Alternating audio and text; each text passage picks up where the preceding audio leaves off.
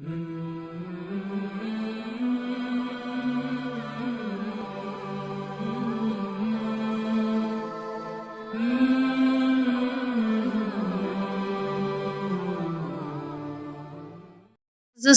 السلام علیکم، نحمد و نصلی علی رسول الکریم، اما بعد۔ شب برات کے بارے میں لوگوں میں کئی رائے ہیں اور کئی غلط فہمیاں پھیلی ہوئی ہیں اور لوگوں میں کئی بدعتیں رواج میں آ گئی ہیں۔ آج ہم جانیں گے کہ شب برات کیا ہے اور شب برات کے بارے میں کتنی بدعتیں لوگوں میں پھیلی ہے۔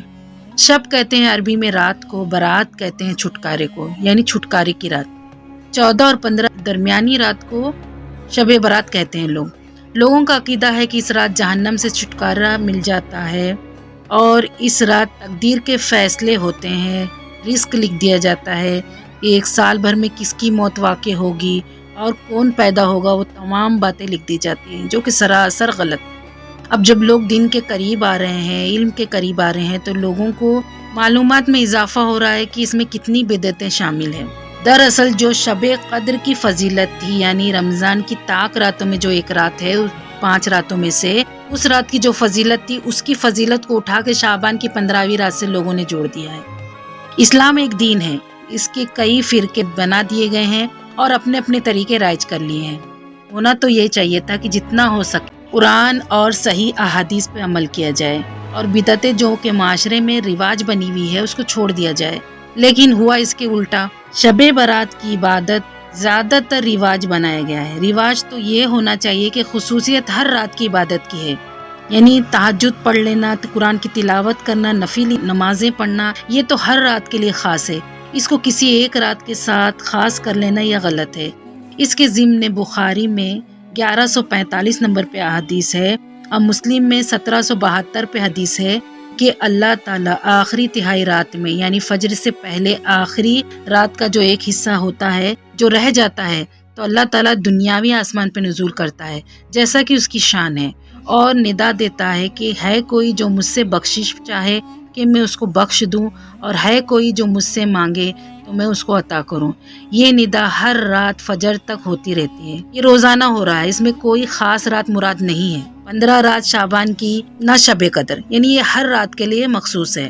شب قدر جو ہے وہ غروب آفتاب سے لے کے فجر تک ہوتی ہے، اور اس میں قرآن کا نزول ہوا وہ مخصوص رات ہے جس کا ثبوت ہمیں سورہ القدر جو کہ پارہ نمبر 30 میں ہے اور سورہ نمبر 97 اس سے ملتا ہے، مگر اس رات کا ثبوت قرآن کی کسی اور آیت سے نہیں ملتا، یعنی شب برات کے بارے میں۔ ایک حدیث کو لوگ بیان کرتے ہیں جس کے مطابق وہ کہتے ہیں کہ شب برات یعنی 15 کی رات کی عبادت مسنون ہے۔ وہ اس حدیث کو لیتے ہیں جو کہ مشکات میں 1299 نمبر پر ہے، جو کہ ضعیف روایت ہے۔ یہ ایک رات حضرت عائشہ صدیقہ رضی اللہ تعالیٰ عنہا کے گھر میں آپ صلی اللہ علیہ وسلم کی شب باشی۔ آپ صلی اللہ علیہ وسلم کو جب حضرت عائشہ صدیقہ ان کے بستر میں نہیں پاتی ہیں تو ان کے پیچھے چلی جاتی ہیں، تو آپ صلی اللہ علیہ وسلم ان سے کہتے ہیں کہ کیا عائشہ تم نے یہ گمان کر لیا کہ میں کسی اور بیوی کے پاس چلے جاؤں گا؟ پھر آپ صلی اللہ علیہ وسلم نے فرمایا، اے عائشہ، آج 15ویں شعبان کی رات ہے اور اس رات اللہ تعالیٰ آسمانی دنیا میں تجلی فرماتا ہے اور بنی کلب کی بکریوں کے بالوں کے برابر لوگوں کی مغفرت کرتا ہے۔ یہ وہ حدیث ہے جو کہ کمزور سند کے اعتبار سے بھی کمزور ہے اور حدیث بھی ضعیف ہے۔ ہاں، قبرستان جانا سنت ہے، ہاتھ اٹھا کر دعا کرنا بھی سنت ہے قبر والوں کے لیے، لیکن یہ کوئی مخصوص رات کو بنا لینا اور اسی رات کو بدعت و رسومات بنا لینا یہ غلط ہے۔ ویسے جانا چاہیں تو جا سکتے ہیں۔ شعبان کی 15 کی رات کی عبادت کے بارے میں زیادہ تر روایتیں ضعیف و کمزور ہے، جن سے فتوے نکال کر چند علماء نے اس رات کی عبادت کو اہم بنا دیا ہے اور رواج بنا دیا ہے۔ نبی کریم صلی اللہ علیہ وسلم نے فرمایا کہ تم میں سے کوئی شخص جمعہ کے دن کو بھی روزے کے لیے خاص نہ کرے اور جمعہ کی رات کو بھی عبادت کے لیے خاص نہ کر لے، یعنی صرف جمعہ کا روزہ رکھنا اور صرف جمعہ کی ہی رات کی عبادت کرنا، جیسے کہ یہودیوں نے ہفتے کے دن کو خاص کر لیا تھا اور عیسائیوں نے اتوار کے دن کو خاص کر لیا تھا۔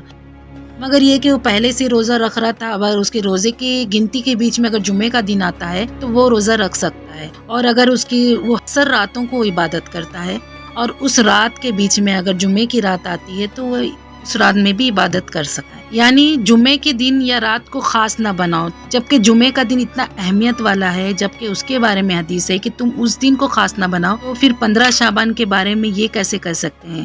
اس حدیث کو 2052 نمبر پہ مشکات میں درج کیا گیا ہے۔ اب یہ تمام باتیں سننے کے بعد لوگوں کا سوال ہوگا کہ ہم تو عبادت کر رہے ہیں، اس میں کیا خرابی ہے؟ اس حدیث سے ہمیں جواز مل رہا ہے کہ کسی دن اور رات کو خاص نہ کر لو، یعنی جو میں نے آپ کو جمعے والی حدیث بیان کی اس سے ہمیں پتہ چل رہا ہے کہ کسی بھی دن کو خاص مت کرو جو حدیث سے ثابت نہیں ہے۔ اس لیے جو ثابت ہے وہ کریں، اور یعنی جو بھی روزہ رکھنا ثابت ہے، جیسے کہ 13، 14، 15 جو کہ ہر مہینے میں نبی اکرم صلی اللہ علیہ وسلم کی سنت ہے کہ آپ ہر مہینے 13، 14 اور 15 کا روزہ رکھا کرتے تھے، تو وہ سنت ہے، اور یہ 15 کا روزہ جو ہے وہ بھی اسی میں آ جاتا ہے۔ اگر روزے رکھنا ہے تو رکھ سکتے ہیں، لیکن اس تاریخ کو خاص کر لینا، مخصوص بنا لینا اور اسی دن روزہ رکھنا یہ غلط ہے۔ جیسے کہ پورے سال میں کبھی عبادت نہیں کی اور اب صرف شعبان کی 15 رات کو جاگ رہے ہیں پوری رات، اور پوری رات عبادت کر رہے ہیں اور کہہ رہے ہیں کہ یہ رات خاص ہے، تو یہ حدیث سے ثابت نہیں ہے اور اس کا کرنے کا کوئی جواز ہمیں نہیں ملتا۔ یہ تو سراسر بدعت ہے۔ آخر میں اللہ تعالیٰ سے دعا ہے کہ اللہ تعالیٰ ہمیں کہنے سننے سے زیادہ عمل کی توفیق عطا فرمائے اور صحیح دین تک پہنچنے اور پھر عمل کی توفیق عطا فرمائے۔ وآخر دعوانا ان الحمد للہ رب العالمین۔ السلام علیکم ورحمۃ اللہ وبرکاتہ۔